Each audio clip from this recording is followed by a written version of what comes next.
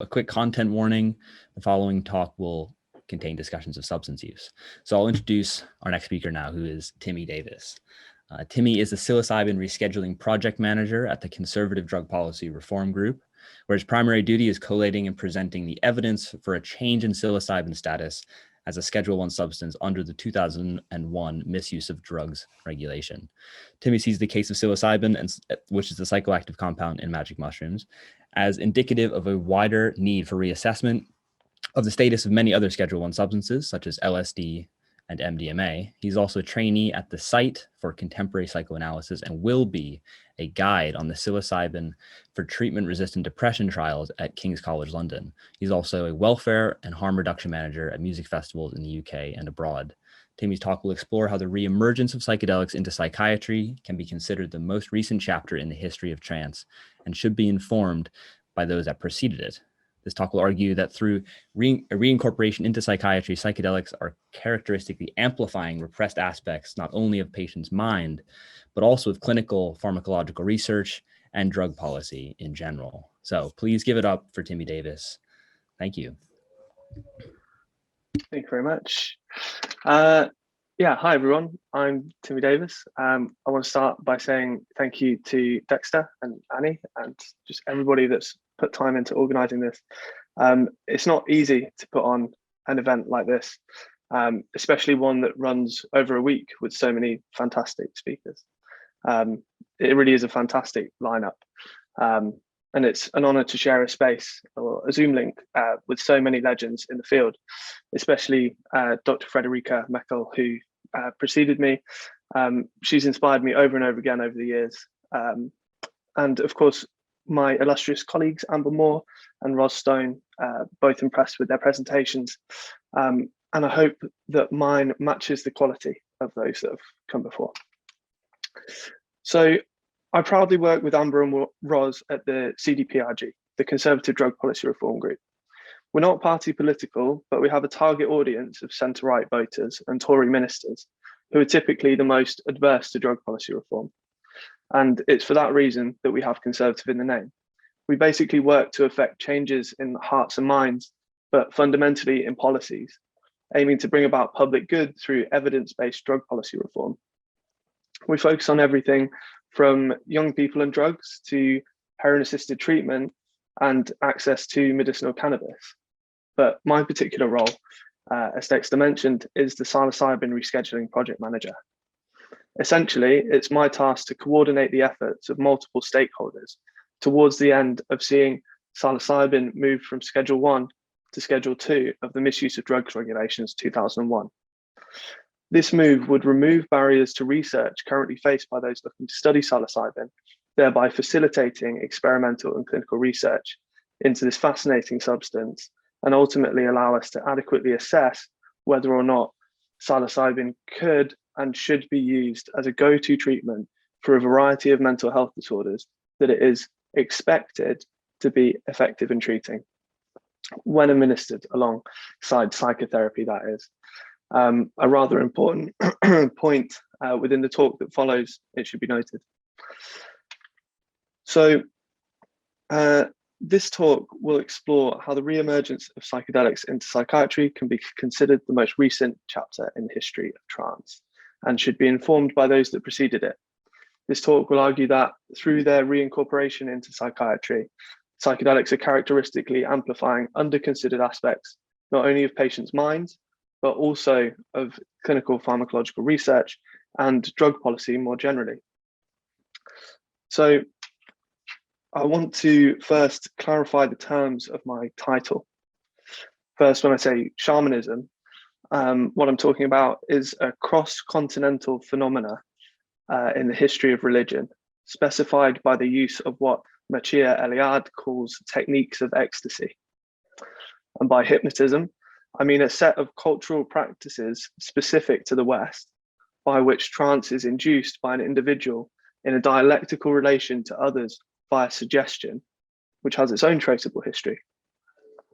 And when I say psychiatry, I am referring to a specific tradition within Western medicine that endeavors to treat that which we call mental distress, And of course, when I say psychedelics, I'm talking about a number of psychoactive compounds that induce profound alterations of consciousness, specifically in this case, but not generally limited to, LSD, psilocybin, mescaline, and DMT, in this case, is found in ayahuasca.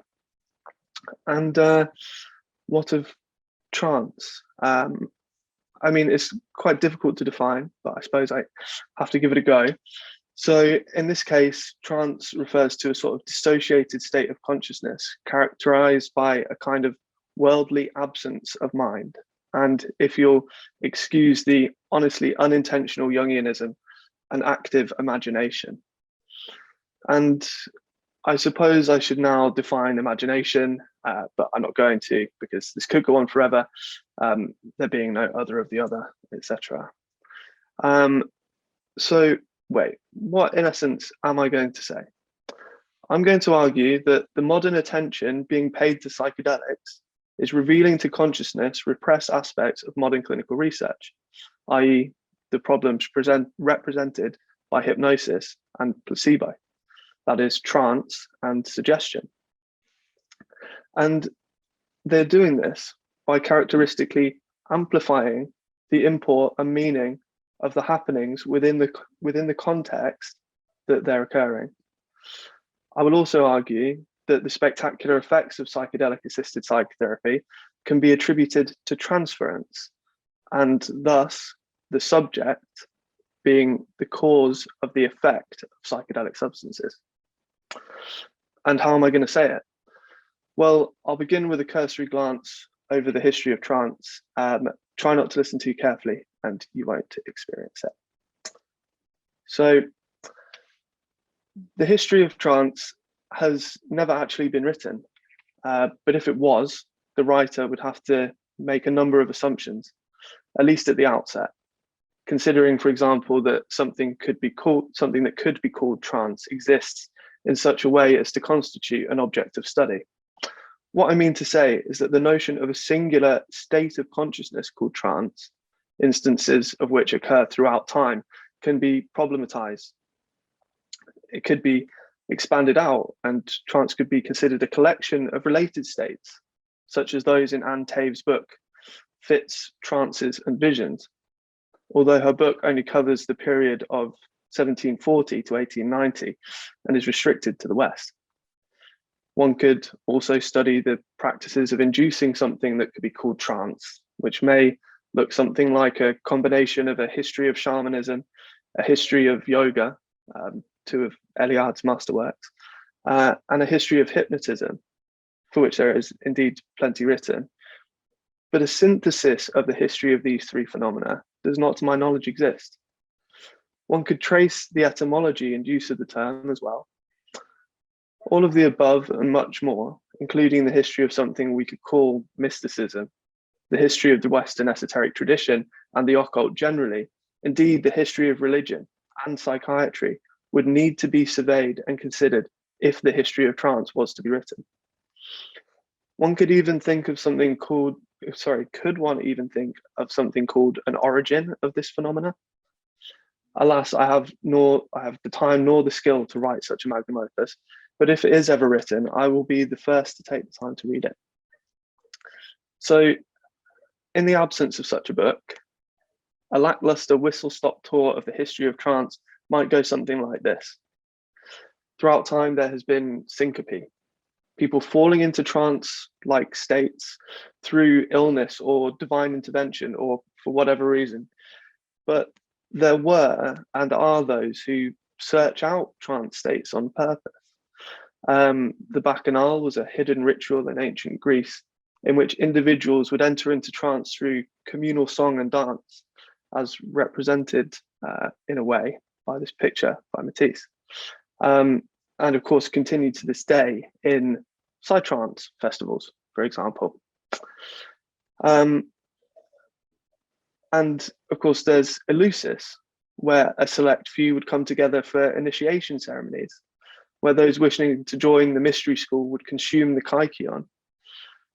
There are, of course, sadhus and yogis of India, the monks and nuns of medieval Europe, Tibet, the shamans of Siberia, the Amazon, and elsewhere, to whom we will pay more attention later. And then Milton H. Erickson, who popularized the use of hypnotism and psychotherapy in the States, and his forebearers, Franz Anton Mesmer with his animal magnetism, and Jean-Marie Charcot, and Sigmund Freud. So probably Freud's the weirdest addition to that brief list. But it was Leon Chertok who called psychoanalysis one chapter in the history of trance, inspiring my talk and leading me to my assertion that the psychedelic renaissance should be considered another such chapter, one that is as yet unfinished and should be informed by those that preceded it. But in what sense is psychoanalysis related to trance and its history? The theory and method of psychoanalysis has its origins in Jean-Marie Charcot's application of hypnosis in the clinic of hysteria at the Salpêtrière.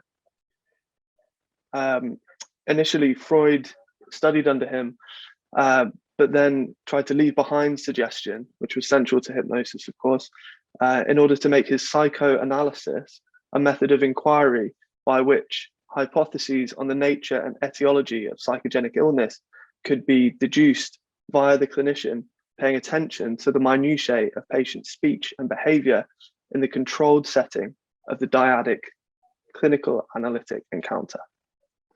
His goal was a science of the mind based on empirical observation. Any form of suggestion was thus deemed antithetical to his project, acting as a confound of sorts. But the inevitably powerfully effective dialectical relationship between doctor and patient, reminiscent of that between caretaker and child in infancy, remains central to the encounter. The notion of transference was thus conceptualized in order to account for and make analyzable this relationship, and to put it to work as the motor force of the psychoanalytic method of therapy. Yet the problems of suggestion remained, as can be seen in debates and controversies around recovered memories. Recovered memories and other problems related to transference and suggestion, like the attribution of knowledge and the abuse of that power differential, plague almost all practices that involve a dialectical relationship between two people, but especially those that aim to alter consciousness directly, from the relatively light altered state of consciousness or trance induced by the ongoing psychoanalytic relationship to the ingestion of psychoactive compounds under the care of a shaman or clinician. This is exacerbated by the apparent ability to heal. For instance, it is not uncommon for the cause of healing to be attributed to the analyst, therapist, doctor, guide, hypnotist, shaman, due to the intense affectivity set up by the dialectical relationship, and thus the transference. Without central consideration being given to the transference, the potential prevalence of related ethical breaches will continue to rise alongside increased access to psychedelic treatment options. It is for this reason, with a view to mitigating these issues, that it is an ethical imperative that the notion of transference be made central to the study and use of psychedelic substances. In fact, it is partly for this reason, the dangers of the intensity of the affective relationship, that typically trance and suggestion have been devalued and repressed in the modern West, especially within the clinic. Those who work with trance or experience it spontaneously are maligned as charlatans, expelled to the margins, or pathologized and confined to the asylums. Hypnosis and the powerful affective relationship on which it relies and induces with purpose is linked in the Western imagination to brainwashing, mind control, and sordid abuses of power, as was to become the case with LSD via the CIA experiments known as MKUltra. There is a traceable history of this fear of madness, of being out of one's mind, or another being out of theirs, being out of control, or under the control of another agency, etc. It is looked at by Michel Foucault in Madness and Civilization, as well as the history of madness, and most relevantly to our thinking about psychedelics, in Nathan Gorlick's fantastic talk, Reading the Twang of the Void, which can be found on YouTube. So, a history of psychiatry and psychedelic psychotherapy, this talk is not, but we can say that we are now in a cultural moment that has been called the psychedelic renaissance by Dr. Ben Sessa, and the third wave by others. These proclamations signify the fact that psychedelics are making a return to psychiatry and the treatment of distress generally, after what Professor David Nutt calls the worst scientific blackout in history, following their demonization and the concurrent prohibitionist policies of the Nixon administration and the other jurisdictions which followed suit after the UN Convention on Psychotropic Drugs in 1971. It is my contention that we can learn valuable insights from the history of trance, especially from its clinical application in hypnosis and psychoanalysis, but also more radically from shamanism. In the emerging wave of interest into psychedelic research, there has been a call to acknowledgement of an indebtedness to indigenous cultures that have utilized psychedelic plants to induce trance as an aspect of their healing practices long before what I suppose should now be called the psychedelic renaissance. While the recognition that their use of these plants predates our own, and that there may be wisdom to be gleaned from this indigenous use is a noble and righteous sentiment, an impression can be formed that a Western tradition of wielding trance in healing is being created from scratch. This, I argue, turning to point at hypnosis and psychoanalysis, as I've just done, is not the case, and can actually be seen as a symptomatic instance of psychedelic Orientalism, similar to notions of the mystical East, in which mysticism was and is perceived to have an importance and all-pervading centrality within Indian society. The centrality of psychedelic plants for indigenous cultures of the Amazon basin, for example, can be overstated. Indigenous cultures can become the vessel of a projective identification that serves to protect the scientific establishment from addressing the problems raised by the centrality of trance and suggestion in our own healing practices and our methods of investigation, that is, in medicine and psychiatry. We hear a colonial psychiatric strawman interlocutor pronounce, "It is they who use trance states and heal through suggestion under the guise of magic, where we are rational, our investigations are purified by the scientific method and by our pursuit of reason and rationality that those other cultures do not share." That's a questionable sentiment at best, if you ask me. Colonialism and drug tourism have even altered the way ayahuasca and other shamanic techniques of ecstasy are used in these indigenous cultures. Ayahuasca use itself only has a short history, not much longer than psychoanalysis, in fact.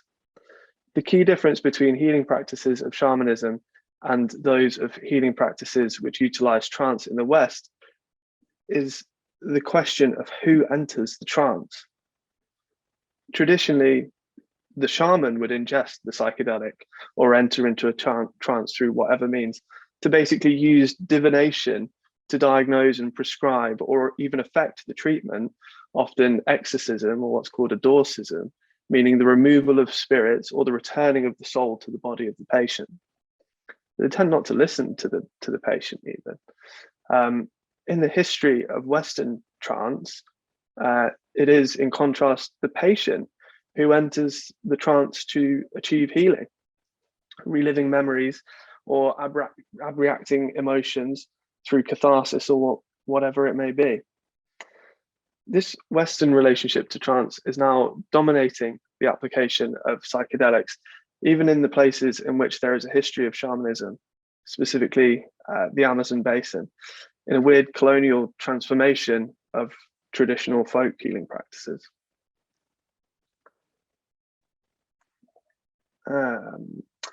So by looking at the spaces and settings in which we are conducting research into the clinical application of psychedelics, we can see traces of our history of manipulating trance states. Subjects have almost ubiquitously found themselves on a couch similar to the analytic chaise, born itself from the lineage of hypnosis. In this sense, the Western psychedelic clinic is a direct result of an encounter between scientific reason and hypnosis. What do I mean by this?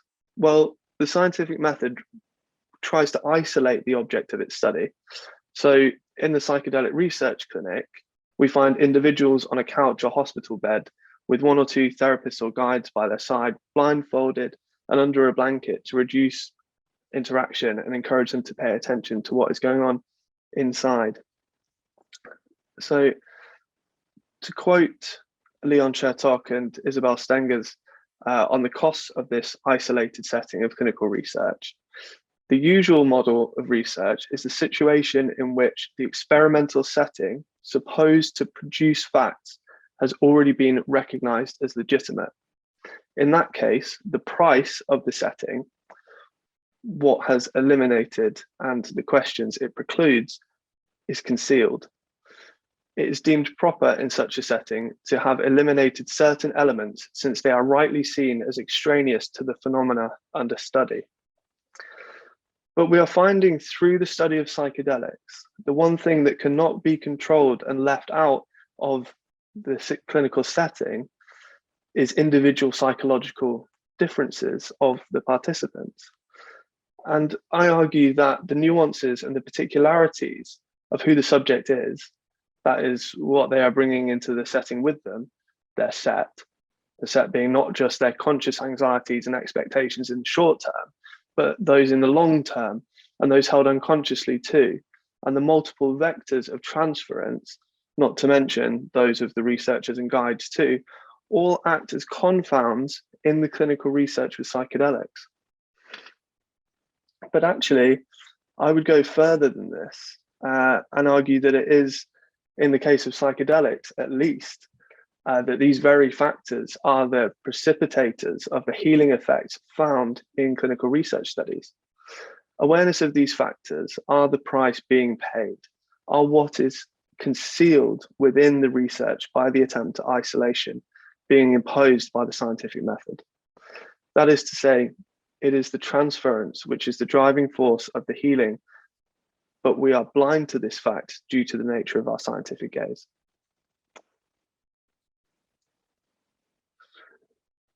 So let's quickly go into how psychedelics work. There are many ways of answering the question of how psychedelics work, whatever that means. So let's rephrase and ask, what is the cause of their effects? It is more than often said that the effects of psychedelic substances on the mind of the subject are at a minimum mediated by what is known as the set and setting, that is the context within which the experience takes place. But I think this can run the risk of missing the point, reducing the complexity of the phenomena to levels insulting to the multiplicities of experience it claims to account for. Being as variable and subject specific as those effects often are, that is how highly personal they are. I am led to argue that it is the subject themselves that is the cause of the effect of the psychedelic they ingest. Not in the sense of being responsible for it, but just that it is down to their psyche and their history that they have the experience they do in the context in which they have it. Psychedelics have been called non-specific amplifiers of consciousness. But what I want to know is exactly what we mean when we say consciousness. What phenomena of mind are amplified exactly?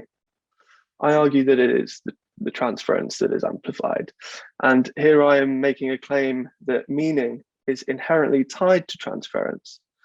What I mean is that the meaning of pretty much everything that occurs in one's life and psyche is colored by the subject specific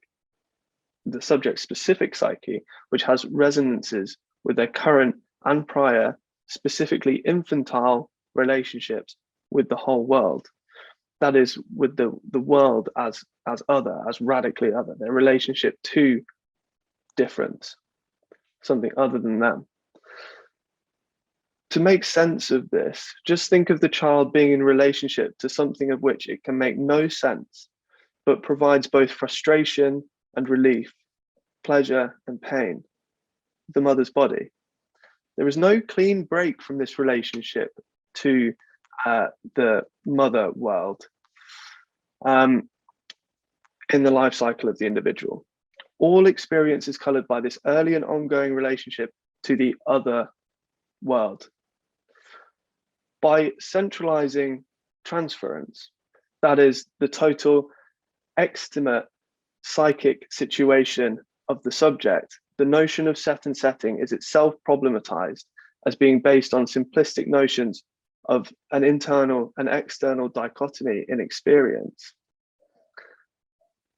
This notion of extimacy, this sort of like external intimacy, can be compared to this image of the Mobius strip, where both faces of one singular face, it runs round without end. You can't say one is the inside face and one is the outside face. They're both the same. The internal and the external cannot be seen to be different. To think in terms of the transference requires thinking of the subject as decentered. This is not the realm of psychology and the individual whole subject of Western philosophy. In this conception of the subject, that which we consider ourselves to be, our ego, is made up of a multiplicity of identifications. In other words, there is no I, no ego without a we. In this conception of the subject, the social is central and primary. The notion of the decentered subject of the unconscious in psychoanalysis is a way of thinking about how one is radically other from oneself, not all self-same, unaware of that which they are ignorant about themselves. Without total self-awareness of the motivations, meanings, and origins of their mistakes in speech and action, their thoughts and feelings, their dreams, and of course, their psychedelic visions. This style of thinking, psychoanalytic thinking, can allow us to fully appreciate how the use of classical psychedelics can be effective as an accoutrement to ongoing psychotherapy and allows for the psychedelic substance itself to be decentered from the treatment, countering claims for psychedelics' intrinsic power to heal by default, as if they were solely biological interventions. Rather than attributing the psychotherapeutic effects of psychedelics wholly to the substances, or those guiding, holding the space, or administering them for that matter, they can instead be attributed to the subjects themselves as the cause of the effect, going some way to inoculating us against the abuses endemic to practices that are by necessity steeped in the power relations mentioned earlier. So one thing I want to make clear is that hopeful belief is intrinsic to psychotherapy in any time or place, and that this is one of the intrinsic mechanisms of its healing power, but that the subject of the psychedelic clinical research trial is the conduit of multiple intense vectors of transference, culminating in a successful outcome. In the paper, Psychedelic Therapy for Smoking Cessation, Qualitative Analysis of Participant Accounts, Tassim Noorani notes one participant saying that they did not want to let the research team down, for example. And Darian Leader makes the point that the prescription of sleeping pills takes on a meaning via the transference to the clinician, both of a permission to sleep, but also of an indication of care and of love. Those who end up upon the hospital bed, surrounded by caring parental figures who have taken the time to get to know them, from whom they are about to receive a medicine, and who themselves are invested in the outcomes of the treatment, are of course both victim and beneficiary of multiple vectors of transference. The patient can treat the researcher or clinician with admiration and gratitude as a holder of knowledge, a healer, benevolent, etc., which no doubt matches nicely with all the things that this clinician wants to think of themselves, that they identify with. The clinician thus runs the risk of getting drunk off the transference phenomena, basking in the projections of the patient. It is worth taking into account how much the use of a tool involves the one who employs it. So I just want to say psychedelics are set to revolutionize medicine and psychiatry, not necessarily by becoming the pharmacological panacea of which psychiatry dreams, but rather psychedelics are drawing attention to the importance of transference, both as a reason for the ranges of results and the central driver of the therapeutic change. By drawing attention to how extra pharmacological factors influence their effects, the study of psychedelic substances can be said to be revealing of that which has been repressed in clinical research and practice more generally. That is, suggestion, expectation, meaning, and subjective relational factors concerning the patient, researcher, and/or clinician. The setting of psychedelic research can never be controlled fully because of the unconscious nature of the transference.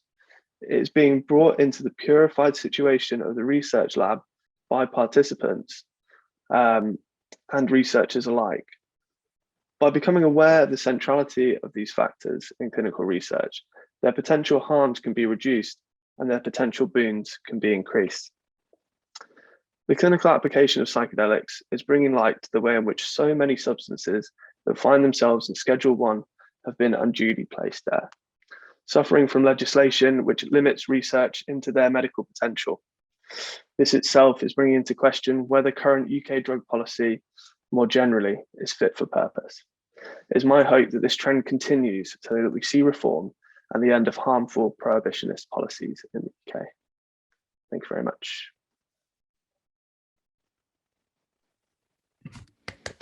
Awesome. If we could all give Timmy a round of applause. Thank you very much. Yeah, that was amazing. And if you have, I mean, I have quite a few questions already lined up, but for everyone in the in this meeting, please drop any questions you have in the chat and we'll get them answered. So my first question is actually builds off of, I had the honor of kind of watching a Zoom call with a bunch of the researchers at Johns Hopkins, speaking about the research that they've done with psilocybin.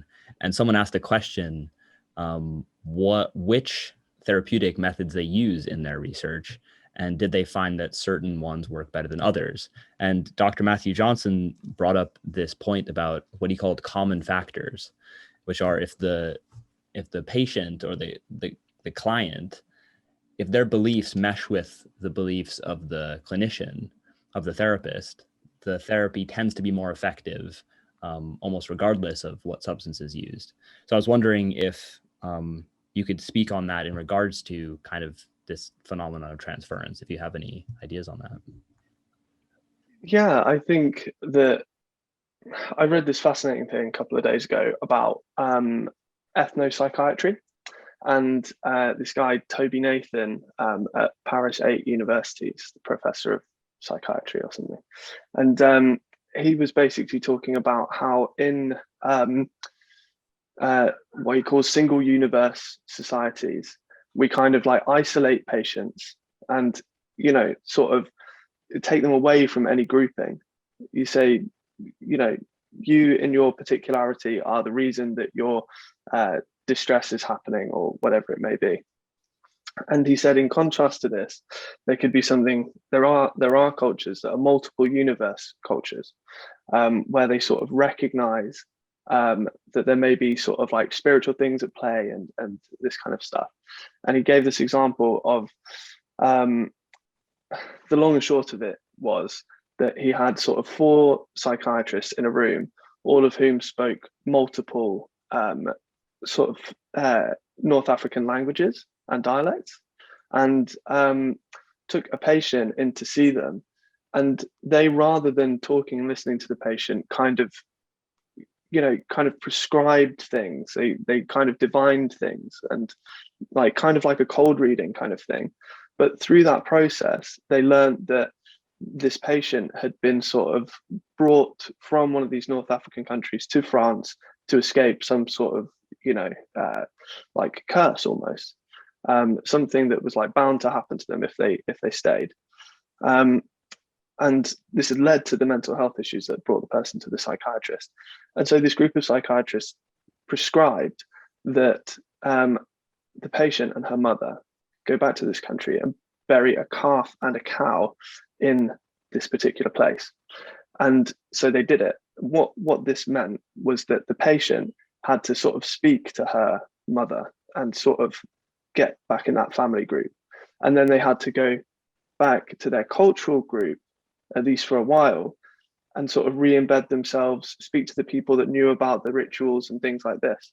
So it was sort of like a different way of healing, rather than sort of like, taking people, isolating them, telling them that the problem's inside them and it needs to be dealt with and this kind of thing. It was sort of matching them on their, cultural level. And so their beliefs were sort of aligned and in synced in a way. You could think of these kind of folk therapies as sort of like a Catholic getting an exorcism, something like that. I think that if you can have that, I agree with Matthew Johnson, if you can have that match of beliefs, actually that can just go a long way in being effective therapy in itself, if you can communicate that. Yeah, that makes a lot of sense. And it actually kind of reminds me of, I think, what Alejandro Jodorowsky calls like psychomagic, like doing kind of rituals that are very intention based, but don't seemingly have anything to do with the fact that you're feeling depressed, but might actually have quite the impact. I guess a subsequent question to this is, what do you think the role of the placebo is in transference? And yeah, any thoughts you might have on that? So I would say it's the other way around. It's, what role does the transference have in placebo? And I would say it's everything. It's the picking a pill up off the floor or something. The person they have a certain sort of set of expectations and this kind of thing, but it's totally different to being given it by somebody who, is meant to be the caretaker, the person that takes up the position of the caretaking mother or father, the other, who's, doing this, giving this benevolent act and sort of showing care and that kind of thing. There's all this fascinating stuff about, the size of the placebo pill and the color of the placebo pill, and, whether the person's in a lab coat or not, and all that kind of stuff. And, the color red, like having these subliminal effects where they're more likely to be like energizing, and blue more sort of like anxiolytic, and that kind of stuff. I guess what I mean to say, long and short of it, is the transference is the mechanism of placebo. It's the mechanism by which it works, in my mind. Wow, cool. Yeah, that's a great answer. I think that definitely flips it on its head. And I mean, I also want to just state, like, your other like linguistic little trickery there. I really like that. I may even reference that in my upcoming dissertation. But I think it's Bruce Fink. I can't claim that one. Awesome. Yeah, I'll look more closely into that. Thank you. So Annie has a question here, and she says, "Beautiful talk, important attention to the complexities of this research. Could you speak more to how we in the West can take on psychedelic integration, which is culturally informed?" You kind of answered it, but in the therapy kind of context. But I wonder how kind of we as individuals, if we're looking to integrate psychedelics into therapy, how we might go about that, that's informed on kind of our culture. Say, for example, if I'm Catholic, how does that work? Sure. Well, I think that it's about embedding yourself within communities, really. I think that, you know, healing and stuff isn't really about individuals. You know, I really like this idea of the social being central and primary. A child isn't born, there's a mother and a father, and, you know, a mother and father aren't born, there's grandparents and, you know, cultures and things that exist prior. You know, it's you could go all the way back through evolution or something, and you're not going to be able to mark where culture begins, you know, or the individual starts and that kind of thing. So I think it's just sort of a question of, these integration groups are great, but, you know, the more that we're able to find integration groups with people that maybe are sharing the experiences or the traumas or whatever it is that we're like looking to deal with, or to learn about, or that we already share experience with, that's gonna be the clincher. Great, thank you. I think you've kind of highlighted and linked into something that's been a kind of pervading sentiment this whole week, that is kind of the opposite of addiction, or in this case, the opposite of pain, of mental anguish, is community, and that is the central message. Thank you. Yeah, that's awesome. So Linus's next question is, could you speak more about the effects of colonialism on trance? On trance in general? Well, I think it's such a difficult one, because, you know, I kind of think that trance, something like it, existed prior to colonialism, but now we can kind of think of certain societies as more sort of like trance informed than us. That's what I was kind of pointing to through this thing of like psychedelic Orientalism. Like, you know, in the 60s, there was a little bit of stuff around, like, you know, the Peruvian Amazon and things like that, but it was very much like, you know, all these influences from the East, and so, you know, it's like people are looking elsewhere for ways to sort of get out of your mind, or, you know, sort of like blur back into the, you know, community, or whatever it may be. And so the other cultures don't get sort of perceived as what they are, which is as sort of like rational, as whole and complete and complex and intelligent as they are. You know, even Messier Eliade, like, who's fantastic writing about shamanism and yoga and stuff, still uses the words like primitive and that kind of thing. And I think that indigenous, like, can become sort of synonymous with those kind of things sometimes, even while we're trying to do this good thing. We could be accidentally sort of causing more damage. I don't know if that exactly answers the question. I'd be happy to listen more. Yeah, I mean, I think that's definitely provides a great insight, and I love this idea of psychedelic Orientalism. I completely see where that's coming from, especially like when you mentioned that some groups have only been using ayahuasca as long as Westerners have been using psychoanalysis. So there's definitely this kind of thing. CJ Healy has a question, and he'd like to ask it, or she. Go ahead. Hey Tim, it's CJ. Hey. Really fascinating.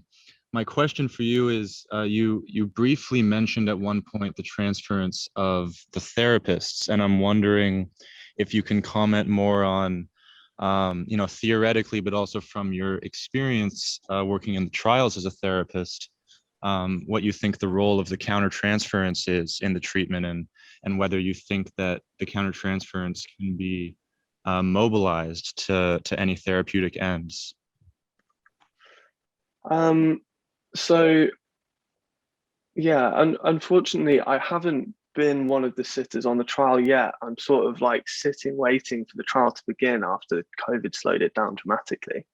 But I can speak from other experience at festivals and just general theoretical thoughts.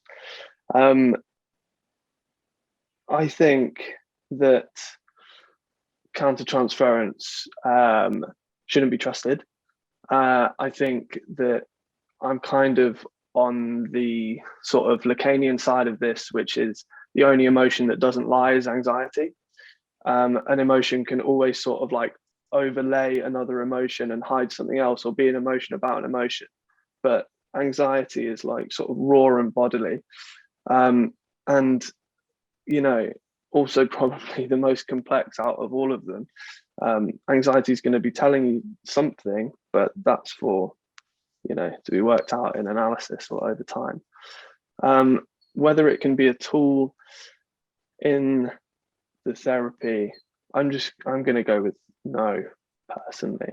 I think that it is something that should just be recognized and put to one side and spoken about in supervision and things like that, but not analyzed in terms of the therapeutic relationship. Yeah, personal view. Cool, thank you. So Frederica Mecco would actually like to comment on your kind of question of who enters the trance. So yeah, please give us your thoughts on that, Dr. Mecco. Wait a minute. Can you hear me? Yeah. Hello, Timmy. Hey. You know, you asked the question, who enters the trance, and maybe you recall that I said sometimes, I don't say this very often, but that I took, when we were in the therapeutic group, I took a substance too. And we entered the trance realm together. First, we had this lying down setting, and then we set up. So then I would to really go to this transference, where, for example, when there was an issue with the mother, I would be the mother and say, "Now I'm your mother," and you know, like this modified constellation work. So this was not a secret transference, but then we said, this is now the transference. I'm your mother. And since we were both in an altered state of consciousness, and when we were very open and we could relate, and I think that this, what you were just saying, an individual is never alone. It has a mother and a father and a surrounding, and it looks at the world through this mother, as I said in my talk. So for me, the relationship on the session was one of the most important healing things, you know. Mm-hmm. So I think we have to look at this picture from the couch where the two are sitting. And for me, this would be attention as a client. Mm-hmm. You know, to know two people are sitting there, and who I am here, and what do I have to do, and now can I really let go? And I don't know. I preferred the relationship on the session. The group members were relatives in this way too. The group is the world, as we all know. So I think we could at least in research try out different things on the session, so that we can find out what is really going to change into a transformation. Absolutely. Thank you so much for sharing that. You're welcome. Thank you. I was thinking about you as I was writing it, actually, and being like, well, you know, Frederica and R.D. Lang, you know, they were definitely, yeah, you know, sort of entering joint trances and into those altered states. And I kind of thought about this problem of how we can think about psychedelics and what they do, you know, without sort of putting them in this kind of isolated research subject relation. I just thought, well, you know, I'm not advocating this, but self-experimentation and sort of like auto-ethnography is got to be the only real way to sort of, pass through what exactly it is doing. I don't know whether it's a thing that can be spoken about as much as we try, sort of, me saying, oh, it amplifies this or that and that kind of thing. Whether we, what is it doing for you now in that situation is how I think about it. Thank you. Awesome. Yeah, that was great. Yeah, and if you also have any other further thoughts, Frederica, please voice them.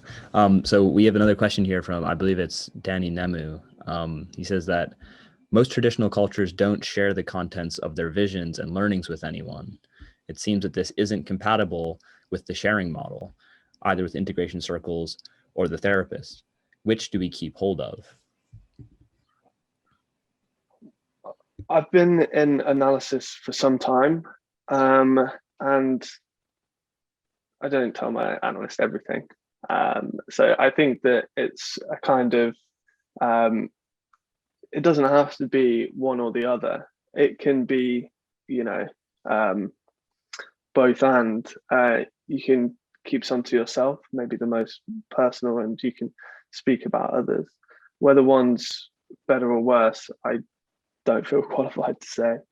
But there are certain things that I've experienced in psychedelic journeys that I'll keep for myself, and others that I'm, always telling people about whenever I get the opportunity.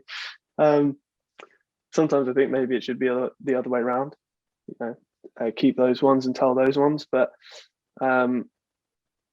yeah, I think that's probably how I feel about it. Sort of, it's going to be different, horses for courses kind of thing. Yeah, and Danny, if you'd like to respond to that, you're more than welcome to.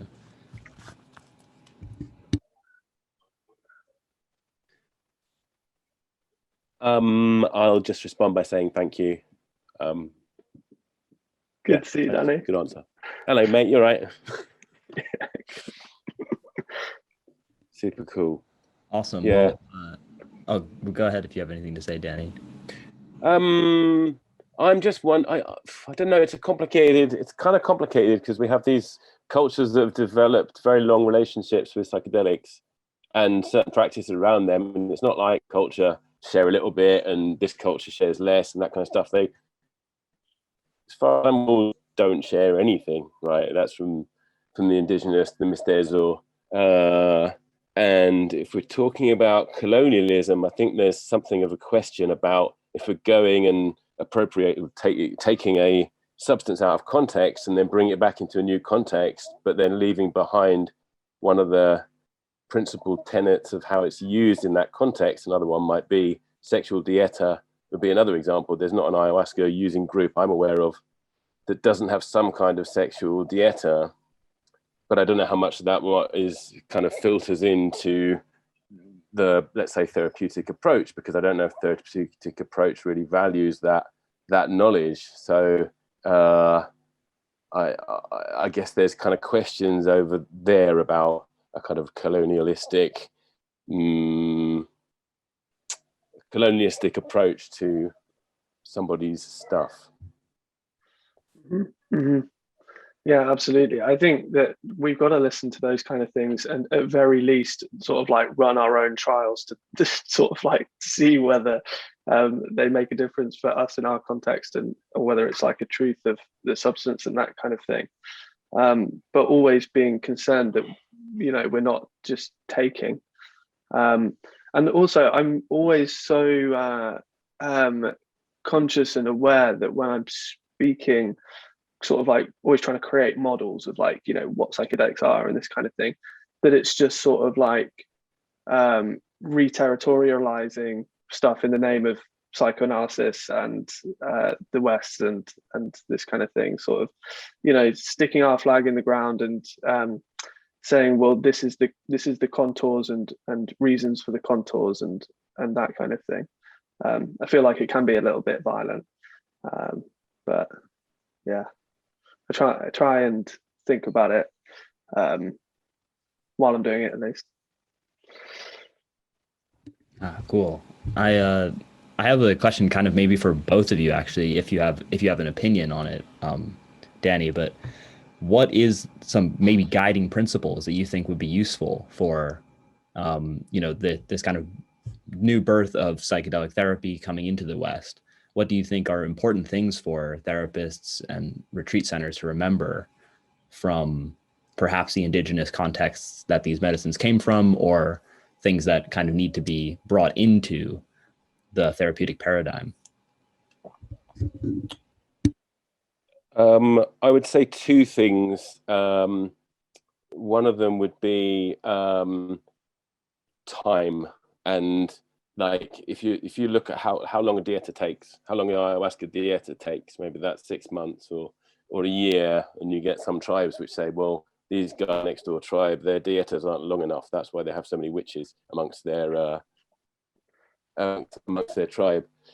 And I kind of, I'd like to see, let's say, Ben Sessa do 90 or 100 ayahuasca sessions before he starts to help other people through their psychedelic processes. So that's one thing, and I remember a question came up recently: does a therapist, does a guide need to have experience of that realm in order to administer it? And it's almost unbelievable that question was asked in the first place. It's like, what? How can you even think like that? So I'd say that's one thing, is to put the time in. Like Geronimo from ICs, he said, you don't know a sailor by how well he handles calm waters. You know a sailor by how well he handles the storm, right?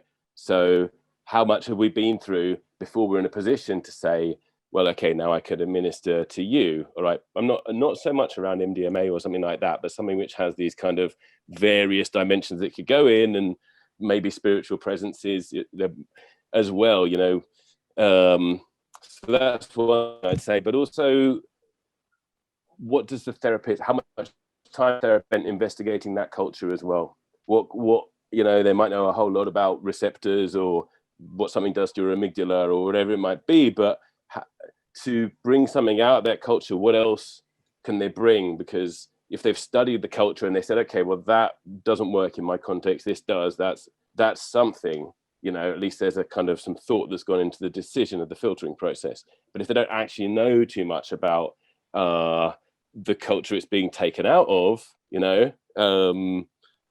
then how can that decision even begin to be made?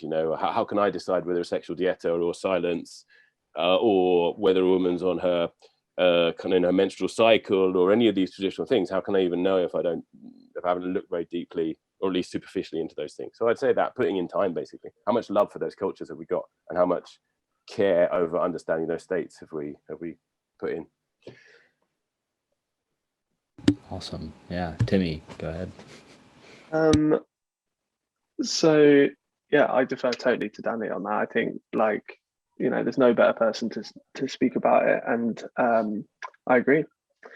I think it's just a difficulty and shame, because to get any of that experience, you sort of have to travel or go through a lot of expense or break the law and this kind of thing. So it does kind of make it, a bit harder. Book learning is one thing, but yeah, really being, a sort of pro-mycologist takes practice. And I just wanted to sort of mention something else that Danny said. I had another slide which I was wondering whether I was going to share or not, and it's just a screenshot from Twitter, and it's somebody basically wrote about, on a comment thread about psychedelic research, that the weird is being suppressed. The weird will come out as the N number increases. And I just thought this was amazing. At some point in these qualitative studies, we're going to see more and more sort of like entity encounters. We're going to see more and more sort of like, the stuff that, is that weirdness. And it made me think of the Hunter S. Thompson quote, when the going gets weird, the weird turn pro. you know. So it's like, yeah, encounter entities, and at some point, you know, you'll be the pro.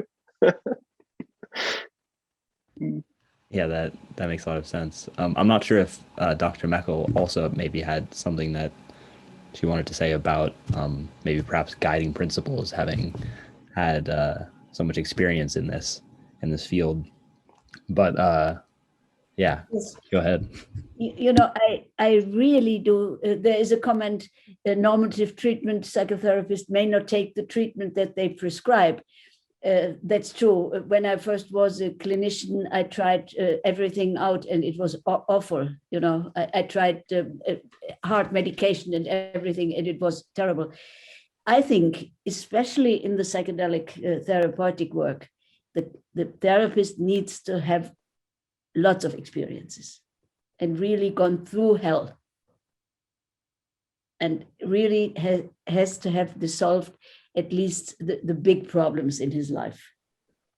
And then he knows, then he has the empathy for the client who is sitting there. And it's all about relationship. I think we know this for long. Everybody knows it. Thank you. Now I keep my mouth shut. No, your input is greatly appreciated. Thank you. Yeah, and if there are any more questions, please drop them in the chat. Yeah, I mean, I think personally, I've found this entire experience of speaking with all of these different, basically experts in this field, very inspiring for my own understanding of how this field is actually progressing and where kind of I think the most important perspectives are to remember in our evolution. I guess maybe the inverse question to what I just asked is, what do you think are the dangers of this new field? Like, I know that, for instance, like compass pathways are trying to kind of patent certain aspects of the therapeutic setting. Are there other kind of themes or maybe more insidious ways that you see this could go, and maybe what could we do to try to avoid those? That's a really good question. I think sort of allowing psychedelics to have that edge of sort of like weirdness and you know, the religious and the occult and that kind of thing. I think we've got to sort of foster that, so that any sort of encroachments that do sort of come, sort of like maybe an overextension of medicalization, you know, which is hopefully just going to be a stepping stone towards something else. But this sort of like continuing to nurture the sort of like seeds of enchantment throughout psychiatry and everything that are coming up, and sort of following our curiosity down those paths and remaining open to them, and you know, letting those things fully grow and bloom, I think is the way to inoculate ourselves against those things. In terms of what the dangers could be, yeah, maybe just the over medicalization, monopolization, and that being where it ends. But I think that's very unlikely. Yeah, that's my thoughts. Cool. I guess I have one last question, or Annie, go for it first, because mine I'll save mine till the end. It's kind of a planted question I did for, I think it was Amber, because I was like, I think I asked, how can we as an audience support the CDPRG, the Conservative Drug Policy Reform Group, in your fight, and what can we do for you? Thank you so much for asking that. It's something that I've not really focused on too much in this talk. It's go on our website, and we've got a psilocybin page, and there's a template through which you can write to your MP, which would be really useful for us. You know, say, you know, fundamentally psilocybin needs to be rescheduled, but also that there's a fantastic group called the Conservative Drug Policy Reform Group, headed up by Crispin Blunt MP, and you know, there's also the co-chair if your MP is Labour, the co-chair of the all-party parliamentary group on drug policy reform, alongside Crispin, is Jeff Smith.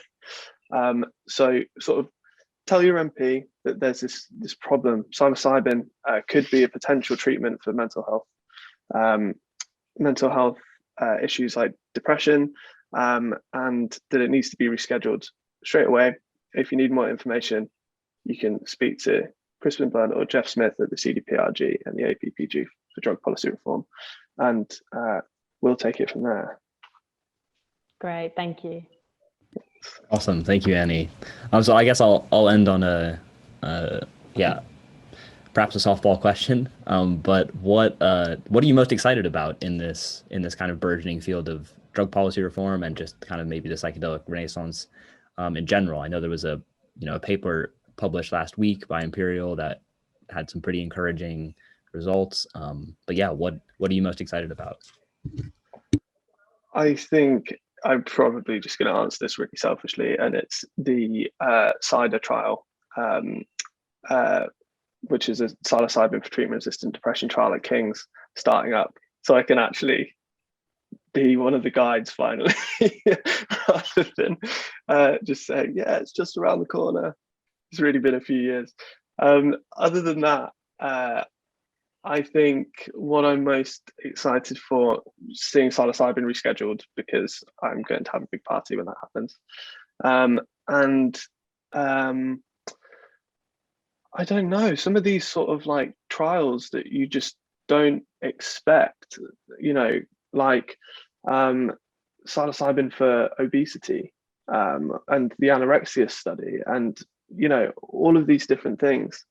I think what I'm really excited for is an opportunity to do a cross-cohort, a cross-indication study of the phenomenological differences in experience between these different groups. Because I think then we might be able to start thinking about psychedelics in this new way as sort of like diagnostic or research tools to find out about the etiology of illness and things like this. Sort of like, what these things are great medicines, but that's not all they are. They're like Stan Grof said, the equivalent of like the microscope for biology and the telescope for astronomy. We've got this for psychiatry and psychoanalysis now. It's fascinating. Yeah, 100%. If you have any thoughts on that, Dr. Meckel, please give us what you're most excited about. Okay, she's good. All right. Well, thank you very much. I guess we'll end it there. But yeah, enormous gratitude to you, Timmy, for joining us today, and Dr. Meckel, and all of our previous speakers. It's been an incredible week for us at DNA, being able to share all this incredible content with our audience and help us get our word out. So yeah, God bless. Thank you all for coming. Thank you, Dexter. Thank you, Annie. It's been a pleasure. Awesome. I've really enjoyed it. Thank you. Thanks.